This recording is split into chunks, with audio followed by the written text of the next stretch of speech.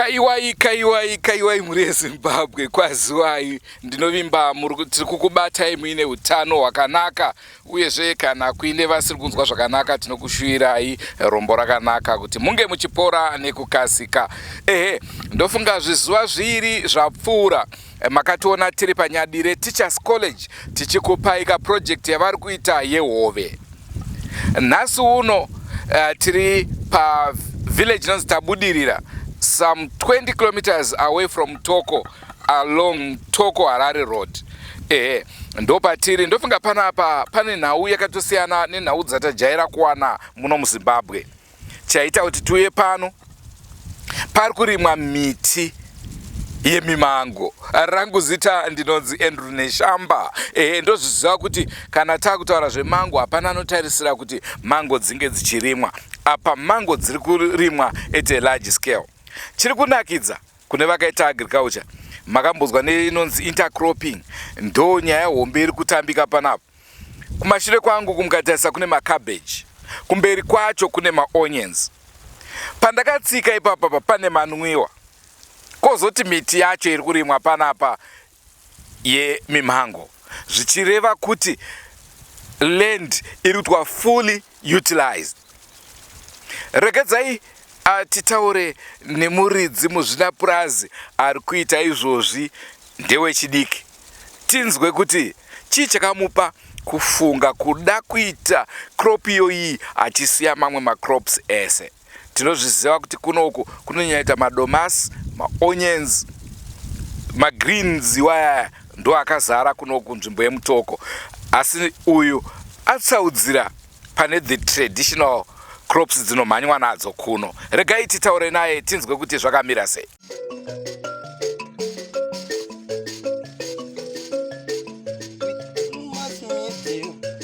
Ine dzidziso, ine nhungamiro yekuti pagwarare upenyu. Ndipo patinoona ana sekuru vedu ari masvikiro nemapositori, topa kumatendo kuvayara shumba vatidzidzisa nekutipawo gwara iri.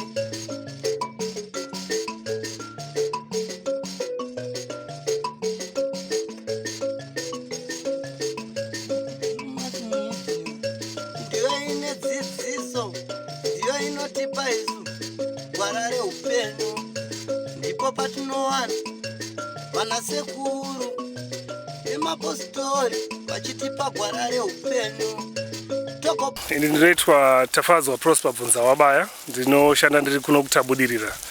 Project yangu inoitwa ndeye mango, inoitwa Tommy Atkins mango.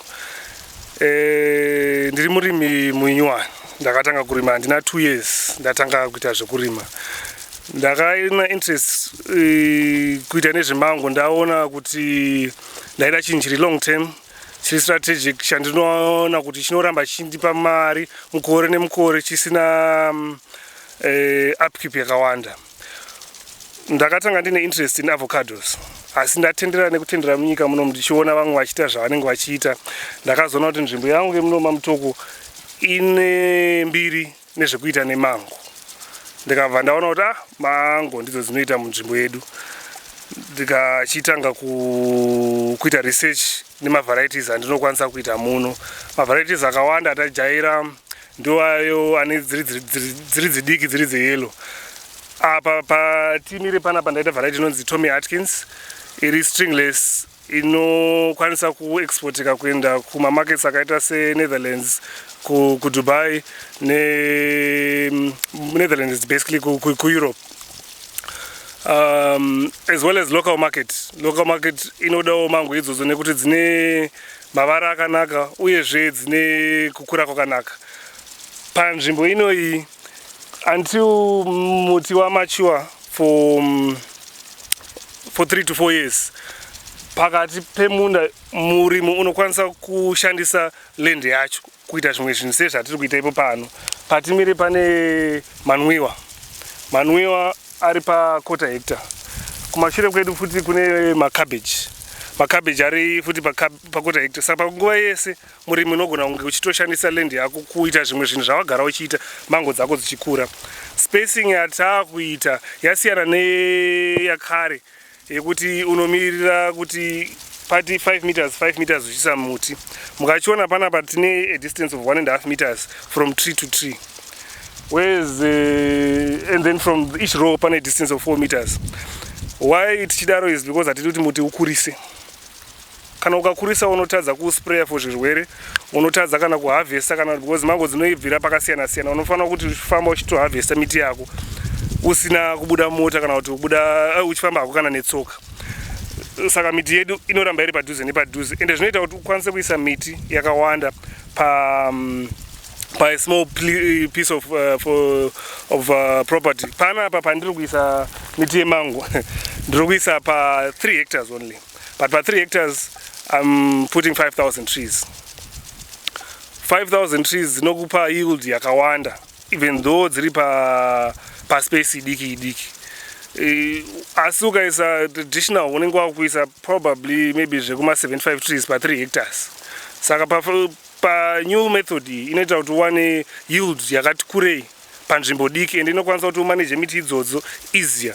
And panguva yaunenge wakamirira kuti uzotanga kukuhwa mango dzako, unokwanisa kushandisa kuti land yako kuita zvimwe zvinhu pa 3 hectares idzodzo. Maita basa. Right, muri kuzvinzwa? Muri yeZimbabwe ndonhau yatinayo yekurimwa kwemango. Right. Ndezvipi zvirwere ndanzwa mataura yekuspraya miti, ndezvipi tingati zvirwere zvinonyanya kutarisana nazvo nevarimi vemango? Muzvirwere unosangana nezvinhu zviviri. Pane mafungal diseases iwo anopinda mumango ekuti anoita kuti utano hwayo mango kana chireva mango ndokureva muti wacho, utano hwayo udzikise yield yako yaunozowana pekupedzisira. Tinoshandisa inonzi copper dichloride kuuraya mafungal diseases anoitika kana mainfections anokwanisa kuuya pamuti, kana kuti pese paunopruna muti uyu tinoda kuti usakure kuita muhombe. Saka kuti tidaro unofanira kugara murimi, unofanira kugara uchiupruna. Paunopruna unosiya chironda ichocho tinochispraya necopper kuitira kuti chisapinde mainfection. Zvimwe zvezvirwere zvaunosangana nazvo ma-insects, saka tinoshandisa insecticide. The main one yatinoshandisa ndio inongoshandiswa kana muriwo malathion, inouraya tumwe tunenge tichinongopinda, kunyanya inonzi mango weevil. Mango weevil tikatarisa muno mamutoko vashoma vari kuzviziva kuti kune inonzi mango weevil, ende iri kuramba ichidzikisa yield yemango dzedu munharaunda muno. Kapuka kanogara pamuti wemango kanoti pa 8 months dzese unenge usingabereki kanenge kakagara kari mumuti. Paunongotanga kubereka kanobva kabuda kubva kapinda mumufruit imomo, kogara imomo kusvika iwo watenga fruit iro rogoridya kanenge kari mumhodzi. Paunotodya mhodzi iya kanenge kakagara kari mukati, wosvipa wokanda kobva kazobuda kodzokera futi kunogara pamuti paya kusvika next year kakagogara ndo life cycle yako iyaka. Saka tinoshandisa inonzi malathion kuuraya tupukawo tune tumwewo tunenge tichiuya. Saka main diseases atinosangana nawo mafungal, and then tinoda kupreventa ma-insects kuti asapinde mafruits edu. Tinozosanganawo nemafruit flies anooresa mafruits edu. Tinoshandisa ma-fly traps kuti asakontaminate mafruits edu. Muri kuzvinzwa muri yeZimbabwe, asi ndinoziva izvozvi chaunga chese chakuda kutoziva kuti in terms of money hongu mango tadziona pamari apa munotarisira kuwana mari inenge yakawanda sei? Tomboti muri kuendesa kuMbare muri kutarisira mari yakadii? Tomboti mafunga kuendesa kuDubai muri kutarisira mari yakadii? Tichitarisa pa 5,000 trees dzamatanga nadzo. Right, mauya nenyaya yakanaka. Murimi wega anenge akatarisira kuti achawanei pagohwo rake. Mango zvadzinoita mavharaiti andiri kuita pano ane mamarkets akasiyana siyana. Ekutanga kungoendesa kuMbare unokwanisa kuwana iwe $1 per kg. Uchiwana $1 per kg zvichienderanawo nemunda wako. Inini target yangu pano i5,000 trees. You can receive anything from 50 kgs to 200 kgs per tree. Saka ukawano say muti 1 wako po 50 kgs, iwe ine 5,000 trees kureva kuti uchaona 50 kgs multiplied by 5,000 trees which would be 250,000 kgs wochimultiply neamount yauri kuexpectawo kuti uchaona kana vamwe achitiwo dollar even ukati 50 cents zvakwauri. The secondary market yaunokwanisa kuenda i-export. Pa-export wakuchiwana mari yakati wandei pane yekumbari. Iyo inokwanisa unenge wakuchendesawo kurana Dubai neku-UAE. Wakuchiwana anywhere from $2.41 to $6 depending on market yako and how aggressive you are as pakutengesa kwako. Vanhu vanobatsira mukuwana export market Zimtrade, they've been very helpful kutipa information nekuti vanenge vaine statistical data yemango dzinotengeswa dzichienda kune dzimwe nyika dzichibuda muno muZimbabwe. On top of that, unokwanisa kuadd value pamango dzako, unokwanisa kusadzitengesa dzingori fresh. You can sell them as juiced. Kana wakajuica wakushiwana juice yekuti unogona kuchengeta kana 6 months to a year uchitengesa uchibudisa michana juice yako ine brand rako rakanzi Mutoko juices kana zvawada kana Drewmas juices. Ayiro tinotorida Drewmas juices zvakwauri semurimi kuti ano inini ndinochida kungotengesa ari majuice angu. Saka ndio imwe market. Koitawo drying, you can dry. Drying is an extremely profitable side nekuti unenge wakutora mango dzako wodziomesa wodzisa mukapeki kako kuti Drewmas dried mangoes wakushisa ma-airport netumashop tunodiwa nevanoda kuti ivava. Mazvinzwa muri eZimbabwe mabasa anosiyana pari zvino tasvika kubasa revamwe vanhu vataura vachiratidza ruzivo rwebasa ravo. Ini ndikangofunga nhau yemango chete ndinobva ndafunga mago. Miti iyi nemago ndovimba pavari kufirita pavachafirita miti iyi mago anenge achifawo zvakare nekuti kafly ikako kanosota munhu size. Asi semanzwira amaita izvazvi kurimira goho kuti munhu anga achiwana rakawanda, isusu kwedu kumusha kwandisingakuudze ndekupi kune mango dzataurwa dzedzi hatisi kuzorima tweyelo tudiki tuya itotetuyaka ndoda kuti enough respect tine kwataimbogara so tikatobvako kunonzi kudongo hapana kana anosakurira muti woyo kana kuita sei but nguva yemango heya tinongonanga kumatongo kwedu aiwa unodya ukaguta ugotora dzimwe ugotengesa ugopa madzisahwira. Regai tendere mberi nechirongwa. Iye zvinezvi ndakumboshedza mukoma Innocent Nyangare. Vachazviintroduce kuti ivo ndiwani uyezve kuti vanoita nezvei tigonzwawo zvakare pfungwa dzavo pamusoro pekurimwa kuri kuitwa pano. Kwawo matendo kuvaera shumba vakatidzidzisa nezambuko racho ndiwo akatipa vabatsiri ava vatipa vabatsiri tigove nedzidziso.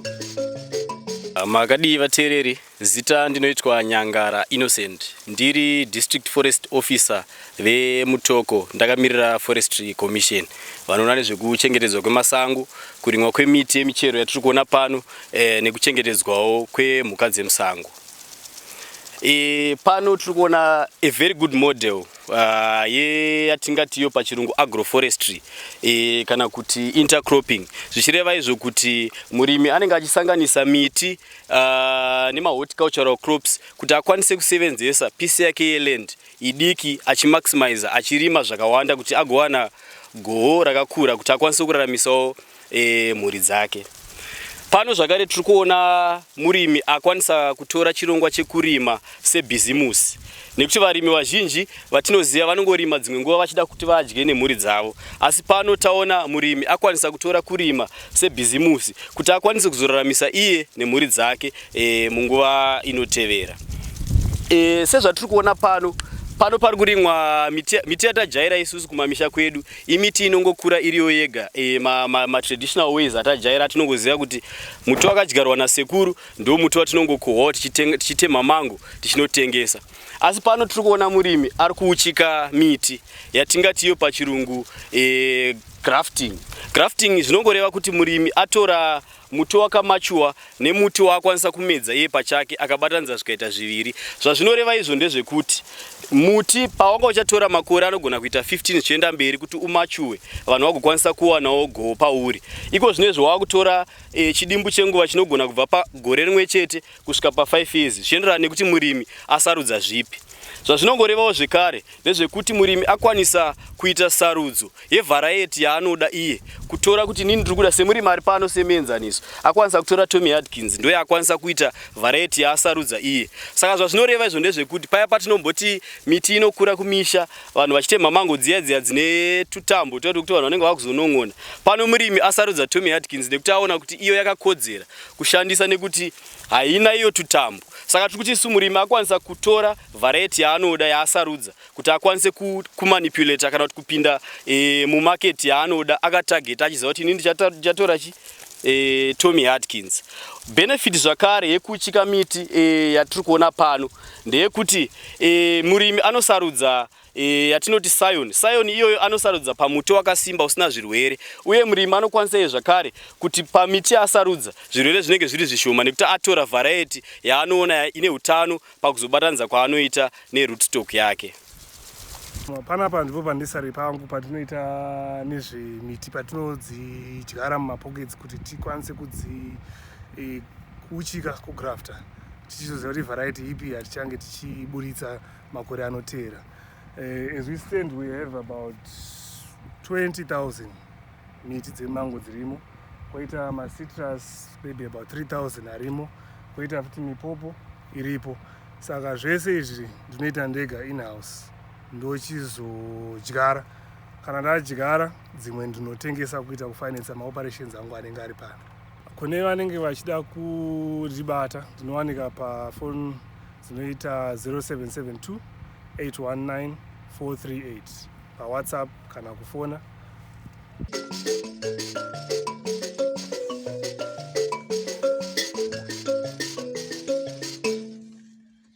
Unganyime mpururu. Mushaona harangero. Mushaona harangero. Tokumbira kakune mina mdzimire mabereka ana amtina. Mpururu kana mkanyayo. Mandibaya. Tokumbira gwara reupenyu. Idzidziso kune vanoteerera kutoshora unozvivharira nzira idzi, nzira dzimwe chete. Anoda kuchitendero achida kuchiwana, tese tiri vamwe chete. Uyewererenje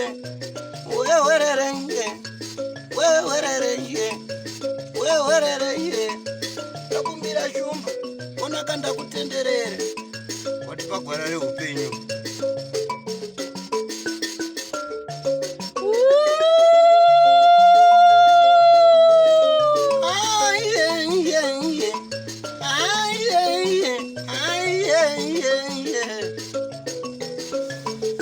Don't forget to subscribe to Drewmas Media, and remember, Drewmas Media taking you to another level.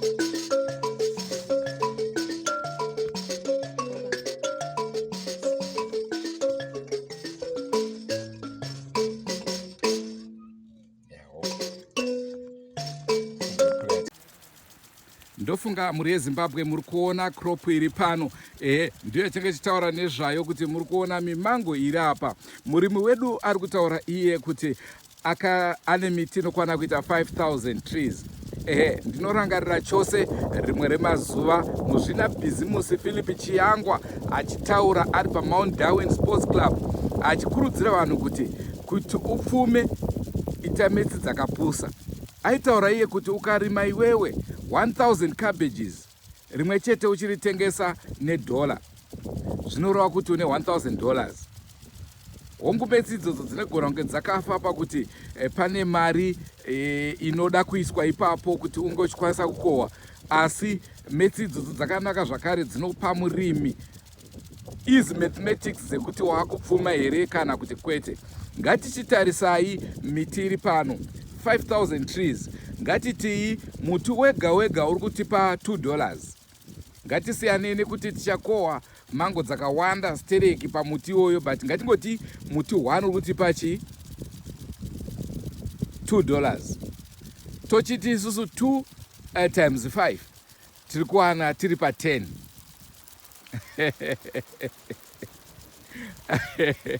Ya pakaipa. Muri Zimbabwe ndofunga tadzidza zvikuru pane zvatapiwa zuva ranhasi. Musakanganwe kusubscribe kuDrewmas Media.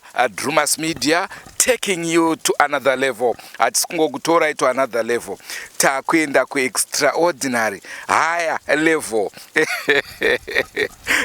Kune vese vanoda kuzopindawo mabhizimusi iwaya erudzi irworwu, ndinovimba madzidza 2 kana 3. Ngatisangane zvakare mune zvimwe zvirongwa tichiri kutenderera nenzvimbo ino yeTokyo. Aha, rangu zita ndinonzi Andrew Neshamba, signing off.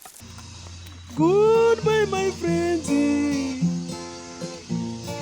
Goodbye my friends. Wakamboonana tichazoonana nerimwe zuva hama dzangu. Goodbye my friends. Goodbye my friends.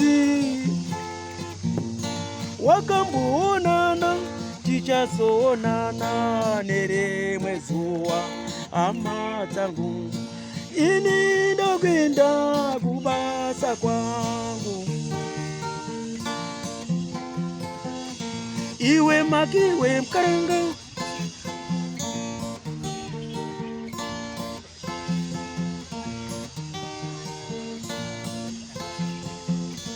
Iwe makiwe mkaranga. Iwe makiwe mkaranga.